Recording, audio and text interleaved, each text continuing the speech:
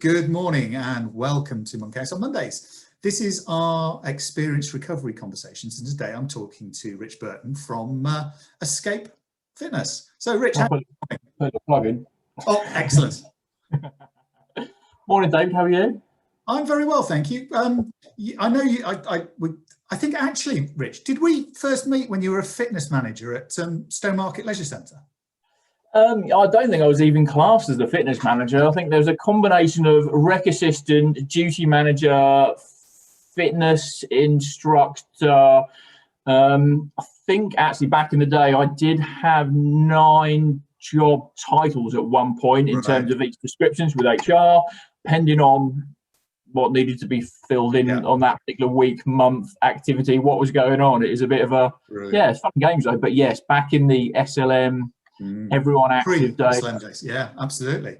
And I've just remembered Bob was the fitness manager. We still talk. We go and have we have breakfast probably about once a month, but it was once a month.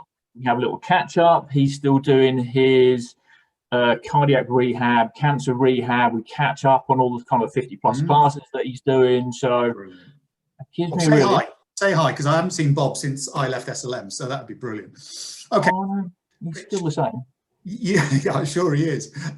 You're pretty fit. I follow you on Facebook and think some really good home exercise and stuff. So what's been your sort of lockdown routine? What have you been up to?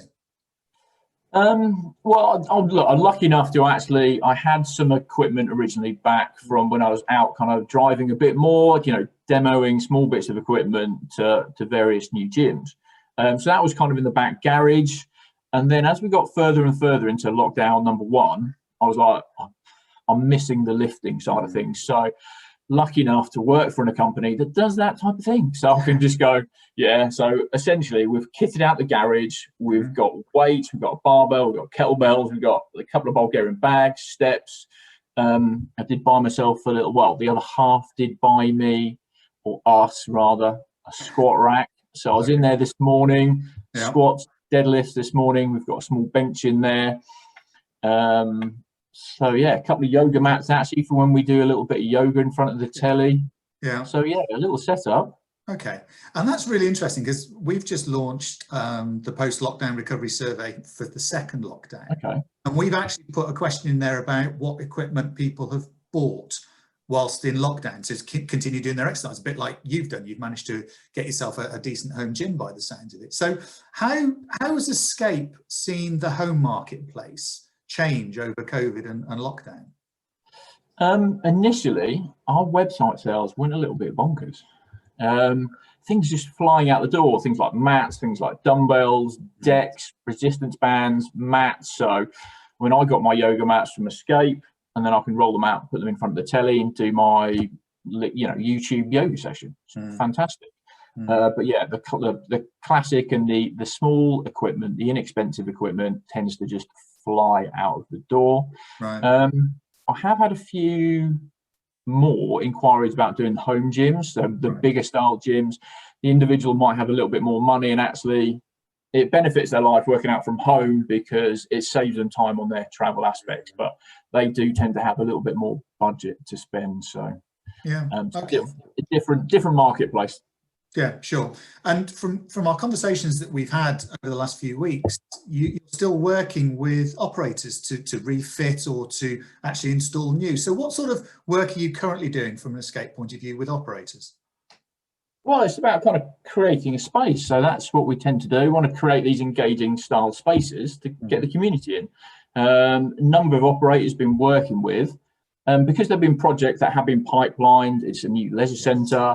It's a big refurbishment. A lot of capital expenditure has been signed off previously. They don't really want to stop because it's probably more expensive to stop the work than it is to just continue onwards. And it's just a matter of tweaking a business plan on terms of the return, because we will come back to some vague normality and we'll get everything back up and running, and it might be a little bit different, but we will get towards where we were. Okay, no, that's really good news. And the reason I suppose we've been having conversations is around a little bit of insight and research, because you've also been posting on LinkedIn predominantly some of your views around what's happening in the sector and things like that. So give us a bit of insight as to your thinking behind why you're posting those things and the type of content that you're posting at the moment? Well, I quite like what you guys do for starters. It gives me some information to then put out there. There's a lot of people on LinkedIn, and to be honest, a lot of people don't go into the depth of it. So if I can pick out 2 or 3 points, put it across, and just give you the highlights, it might then, get them engaged in what you guys do. Might get them more engaged and think about what they need to do for their centre, their refurb, whatever else is coming forward in their mind, because there's lots of projects on the go and people are thinking about how to engage communities. But if you don't have some of the data, you kind of go on instinct, and actually you need to go on some data, because like I think we just talked about previously about knowing the actual demographics and facts against what you're being told is sometimes you have a better understanding then. No, absolutely. It's an interesting piece, because what I like is the fact that you do engage with our stuff. I think it's really important. And the other side of stuff that I suppose I've stolen and nicked from your organisation is the stuff Matthew does on the Escape Your Limits. Things like that are absolutely fantastic. Do you get involved in any of those? Do you participate at all? Me personally, go on a podcast. I'm not sure I've got an hour and a half's worth of material to put out there, in honesty. We do put a few people forward within the industry. So we're kind of having conversations with people. There are people in the UK I've put forward or asked them if they'd like to do it, and they didn't feel in the right position at the time to do it. But in the future, we might well see a few of my clients up there and talking about what they're doing. Yeah, it's fascinating. I really like that podcast. It's one of the ones I use when I'm on the turbo trainer in the garage. Actually, there's some really good. Oh, okay, that's your little getaway bit.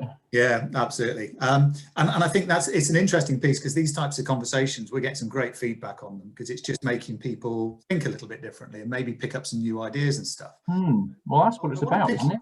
Sorry?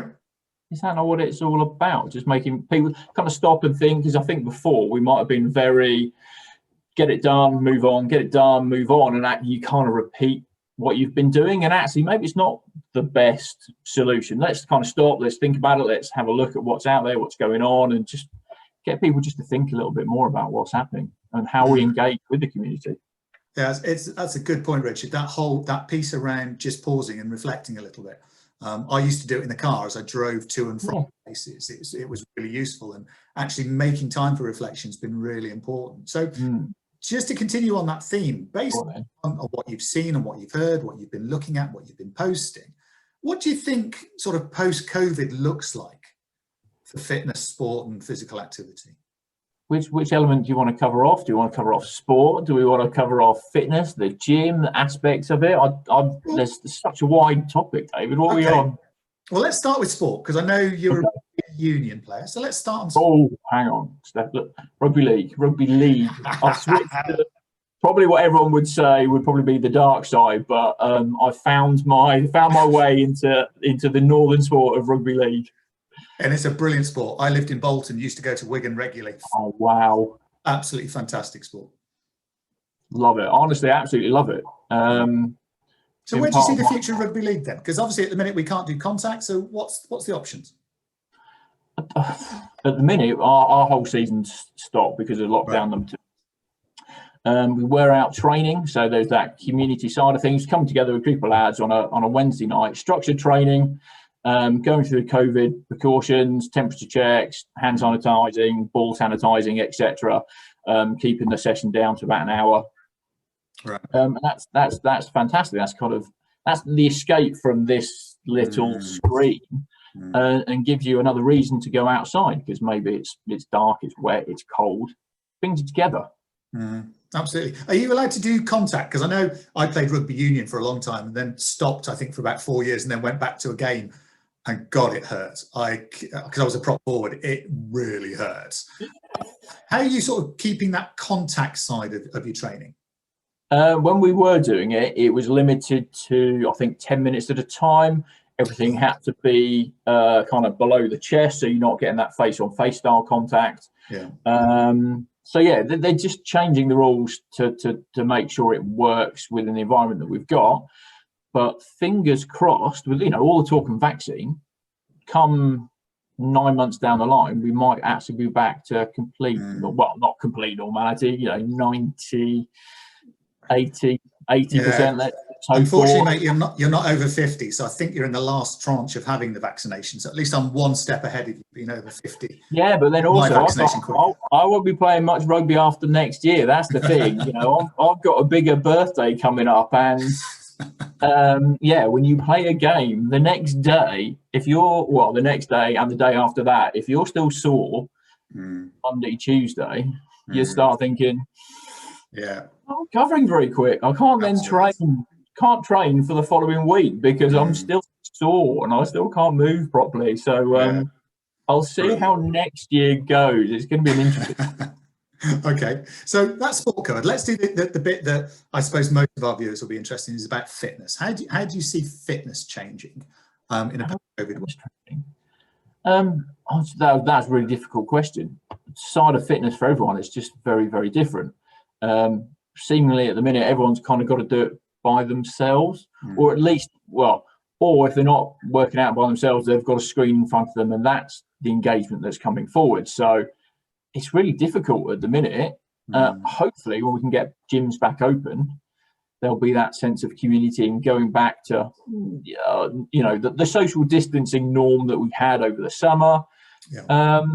And then, again, fingers crossed, we can be in a position, maybe 2022, where it is pretty much where we were. Right. I hope. Okay. I hope, because it's just so important for everybody. Do you keep your eyes on sort of world trends on equipment and things like that? Is there anything that you've noticed or that you've seen that you think that's something that might be part of the solution? Have you seen anything new? I've got to be honest, I haven't seen. I don't keep an idea on the world trends. I know what's happening within the escape marketplace. Right. See kind of lots of dumbbells, lots of small items, small equipment. And again, it's going to be down to those people who are programming, really. Right. If you can engage a community with a certain style of aspect of training, they potentially will go out and get the equipment that supports that style of training. Or we've seen the rise of Peloton, etc. But if we do this in communities and you go, right, all you need is a deck and a set of dumbbells, we'll see a rise in that particular style of training. I know there's a few people, there's a CrossFit club kind of half an hour away from me. They're posting stuff online, and if people got their own stuff at home, they'll do a very similar style workout. Right. Okay. Interesting. So that CrossFit place is quite big, isn't it? There's it's almost tribal in the way people CrossFit. I've got a friend who, wherever he travels, he will look for a CrossFit gym so that he can type of environment. So, and I guess that the CrossFit side of stuff really opened the marketplace to different and innovative. I can't say that word. Innovative equipment. And I was just interested as to how, I suppose, we can see that going forward. But really interesting. You talked about programming. You talked about, I guess, identifying the demographic, identifying something that demographic might be interested in. Yeah, completely. Being able to program it. The equipment is almost the last question around this, which is a really interesting approach. Well, everyone will want to train differently. You and I train very differently. You like your squash game, you like your bike riding. I go and lift heavy things, and that's what I do. I go and do. If I was doing a bike ride, it's because I'm forcing myself to do it for fitness for rugby. It's less enjoyment, and that's my escape, is getting into that garage and lifting some heavy weights or doing my yoga. So everyone's going to be completely different, and you basically got to provide the options and make sure it's right for what people need.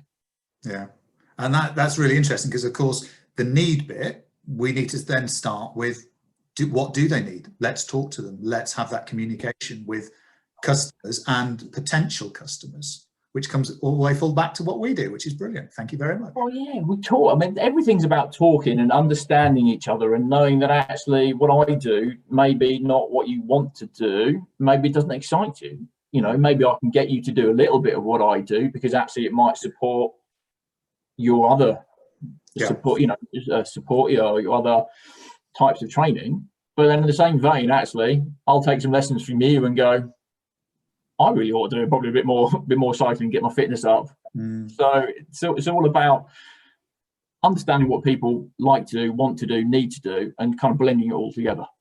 Brilliant. And on that note, we're going to finish, because that is a really nice way to close the conversation, Richard. Well done. Thank you very much. You take care, and I'll see you soon. Bye. Fingers crossed. Thanks a lot.